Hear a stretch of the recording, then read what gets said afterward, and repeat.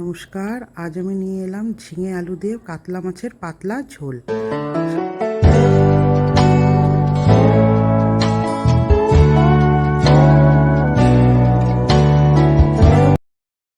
কাতলা মাছটা ধুয়ে লবণ হলুদ দিয়ে মেখে নিলাম।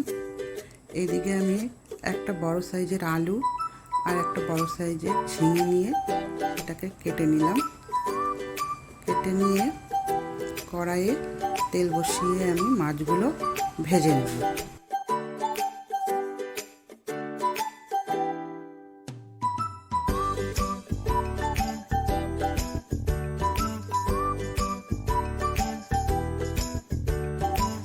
আমরা সাধারণত ঝিঙে পোস্তটাই খাই, ঝিঙে দিয়ে আরও অনেক কিছুই রান্না করা যায়।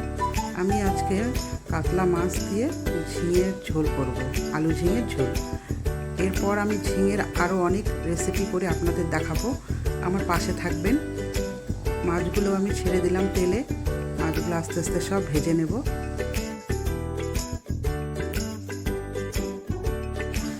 কাতলা মাছটা লোকাল কাতলা মাছ, আস্তে আস্তে এপিট ওপিট করে ভালো করে ভেজে নিচ্ছি। দেখুন, ভালো করে ভেজে নিলাম এপিট ওপিট করে। এখন সব মাছগুলো উঠিয়ে নিব, ভাজা হয়ে গেছে।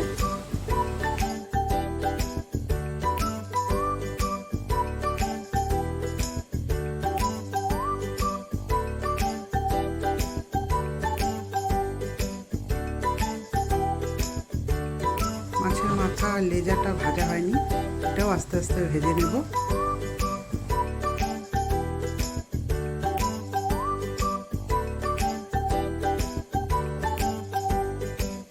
এই মাছ ভাজার তেলে একটু তেল দিয়ে এতে কালো জিরে ফোড়ন দিয়ে আলুগুলো ভেজে নেব। আলুটা একটু ভাজা হয়ে গেলে তারপর ঝিঙে দিয়ে দেব। আলুর মধ্যে লবণ হলুদ দিলাম।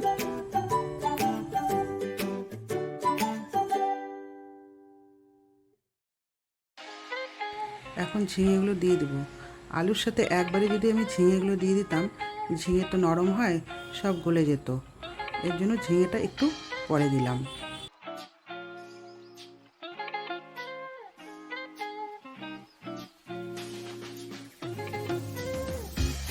জিরে, ধনিয়া, কাঁচা লঙ্কা একসাথে বেটে নিয়েছি, এটা দিয়ে এর মধ্যে হলুদ লবণ দিয়ে ভালো করে কষে নেব। ভালো করে কষে তার মধ্যে একটু চিনি দিব, দিয়ে ভালো করে কষে তারপর জল দিয়ে দেব।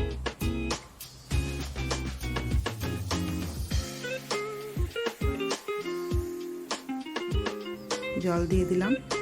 জলটা একটু ফুটে আসলে মাছগুলো দিয়ে দেব। মাছগুলো দেওয়ার পর 5-10 মিনিট একটু ফুটিয়ে নিয়ে আমি নামিয়ে নেব।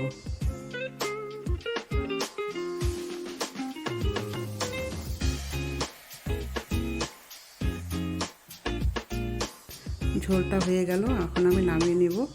কাঁচা লঙ্কার ঝোল, খেতেও টেস্টি, শরীরের পক্ষে ভালো। নিশ্চয়ই আপনারা বাড়িতে রান্না করে খাবেন। যদি ভিডিওটা ভালো লেগে থাকে একটা লাইক, একটা কমেন্ট, সাবস্ক্রাইব করে দেবেন।